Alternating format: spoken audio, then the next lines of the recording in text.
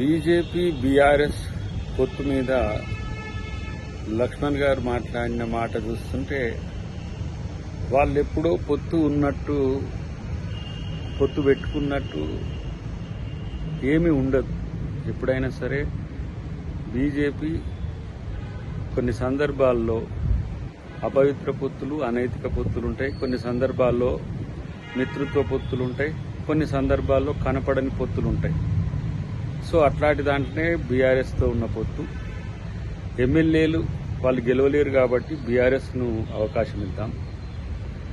ఎంపీలు వీళ్లకు బీజేపీకి అవసరం కాబట్టి బీజేపీకి సహకరిస్తామనే అగ్రిమెంట్తోనే 15-20 సీట్లు వచ్చే బీఆర్ఎస్ దాదాపు 39 సీట్లు వచ్చేటట్టుగా చేసింది బీజేపీ.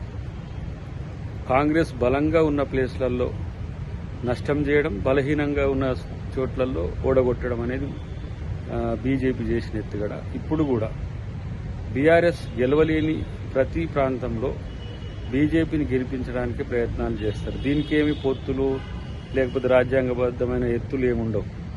ఇది బీజేపీ ప్రతి ప్రాంతంలో చేసే రాజకీయ ఎత్తుగడల్లో భాగంగానే ఇలా బీఆర్ఎస్ మౌనం వెనుక బీఆర్ఎస్తో ఉన్న మైత్రి బయటపడకుండా నటిస్తుందనేది వాస్తవం.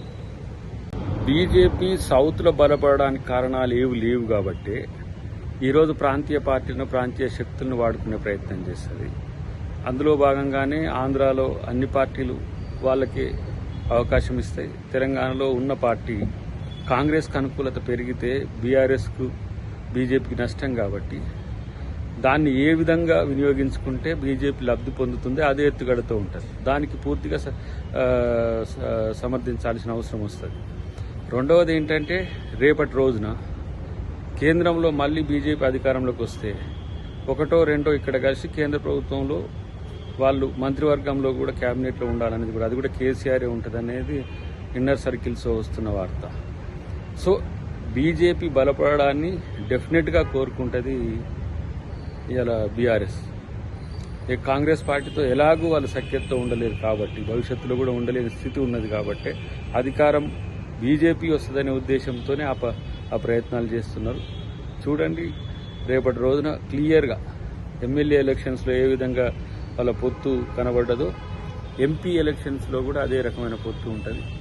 దానికి ఇన్ని రోజులు జరిగిన అవినీతిని బీజేపీ ప్రభుత్వం భరించింది, బీజేపీ ప్రభుత్వం సమర్థించింది, మోడీ, అమిత్ షా కాపాడింది కాబట్టి కేసీఆర్ ఇంతవరకు రాగలిగిండు. కాబట్టి ఆ